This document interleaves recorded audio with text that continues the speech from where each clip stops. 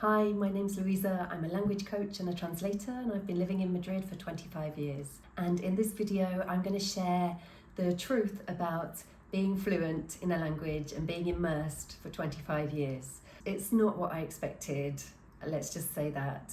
I always thought that it would be a linear thing, you just get better and better and better, especially if you're like me, you love languages, you're immersed in them and you're living them in your everyday life, in your work as well. I'm married to a Spanish man, so obviously in my home life I speak Spanish every day as well. But it's not as simple as it sounds. It's not a linear thing in any way or form. I'd say my learning has grown, yes. I know more words and expressions and sentences structures and all the rest of it, of course. I understand way more. And I already had my degree, so I already had a decent level of fluency when I got here. I'd lived in Mexico for a year, so the first few months I was adjusting my accent and my vocab to more peninsular Spanish, but I already spoke Spanish. I'd spoken Japanese most recently. I'd lived in Japan for 3 years, so that also did affect my fluency when I first got here. But I was using Spanish on a daily basis with my corporate job that I had at the time, which was slowly sucking my soul, and my main aim once I moved to Madrid was to perfect my Spanish and to move back to the UK eventually and teach at a university. That was my goal. Didn't actually happen. I ditched the corporate job. I did multiple postgrad studies at universities here in Spain and really geeked out on the Spanish language and cultures. It was awesome. It was such a happy time. And I specialised as a teacher of Spanish as a foreign language. I did a year's diploma at Murcia University. That was the last postgrad thing I did in that 3-year phase of just titulitis, as they say in Spanish. I was a degree junkie. I just got so many qualifications, it's kind of embarrassing. But anyway, so I'm going to tell you about the highs and lows of fluency, because I think it will help you see that fluency is not this linear thing, and it's definitely not a goal to be attained and then you never ever waver from it. It's more of a state that comes and goes. So advanced level language proficiency, yes, that doesn't waver so much. It's not that I know more or less words, it's more about my confidence when I speak. That's the difference. So 20 years ago or so, I had the best fluency win ever. I'd spent 3 days at a conference for Spanish teachers in the north of Spain at a university there, and I'd been paired in a three with two Spanish women, and on the third day I said something about in my country. We were talking in Spanish the whole time, of course, and I said something about in my country blah blah blah, and they said, wait, what? You're not Spanish? And I was like, ooh, fluency win. We language learners all love to be taken for a native speaker, don't we? And this had been like 3 full days of doing group exercises with these two women, and they thought I was Spanish. So, my Spanish was good 20 years ago. So why isn't it brilliant, perfect today? Well, let's unpack it. The reason why my Spanish is not always perfect and I don't always sound like a Spanish person is more to do with the words that I say to myself and my inner state. Those two things are way more important in language learning than the number of words you know, or your ability to express yourself in all the different grammatical structures in the dictionary. It's not about that at all. So when I really noticed that my fluency was dipping was when I was doing my Spanish podcast. It was a bilingual podcast, so every episode was recorded in English and then Spanish, and then bilingual. I would do 1 sentence of each, you see, because it was designed for learners to pick it up without ever having taken a Spanish lesson.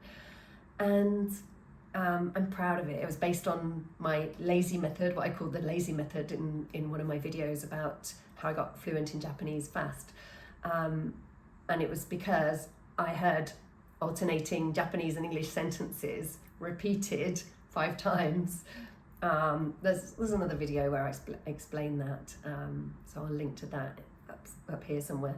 So I know more Spanish than I ever knew before, but my confidence wavers so much since I started doing my podcast and shared it with my friends and my business network here in Madrid, and B, since I've proclaimed myself a bit of an expert on fluency on the internet.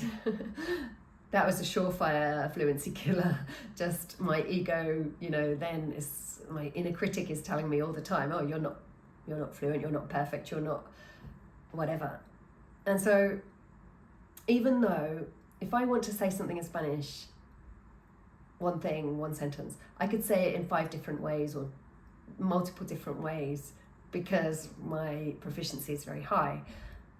Actually, sometimes knowing 5 different ways to say something makes you question yourself more, which one's the most native sounding way or which one's the most perfect way. And perfectionism is the biggest fluency killer. So if you're finding that you really want to be perfect and you're frustrated because your Spanish or your foreign language doesn't sound perfect, that's a really important thing to tackle. And that's why a lot of my videos are all about mindset and about the words that we say to ourselves, because those words are so important in how we show up even in our native language. I find it so hard to speak in front of a camera because my inner critic starts going crazy and having a field day. So there's one really wonderful technique that I've learned called heart coherence, and that's why my whole language method is called Heartful Fluency, Heartful Spanish. It's if we drop down from the monkey mind into our hearts, that's when we silence that chatter and we can show up as our best selves, and therefore the words will flow more easily and we'll find the ways to express ourselves that are closest to what we want to say, and the words will just come easily. So that's what I've got for you today. It's really simple, but our inner state and our mindset matters way, way more than all the grammatical structures and learning in the world. So please take this away. Focus on your mindset. I've got visualizations on my channel. I'll link to the playlist below. And visualizations, meditations, affirmations, all these things. I've got a prayer on the Insight Timer app. All these things will help you drop down into that place of stillness, that place of knowingness that you are enough, where those voices don't affect you. You are showing up as your best self and shining your light as you are meant to be. This is how we were born to speak languages. We believe, because we're told at school that we have to learn in certain ways, we believe that's true, but actually we just need to soak it up in really joyful ways, like we learned as a baby, open, curious, and really listening to the people around us and mimicking them as best we can. And when we're not perfect, we just have to be kind to ourselves and pick ourselves up and keep going. Let's take fluency off the pedestal and just think about it as flow. If you can get your language learning back onto the path of flow, ease, joy, fun, you will get fluent in the traditional sense much, much faster. Thanks for watching. I hope this gave you an aha today. If it did, do leave me a comment below. I really love hearing from you. I've got a bit of a cold. Sorry about my dodgy voice. I've also got a microphone issue, so I hope the sound's okay on this one. I'm really having some tech struggles here. Anyway, I'll just keep on keeping on in my own imperfect way. Thanks for watching. See you next time.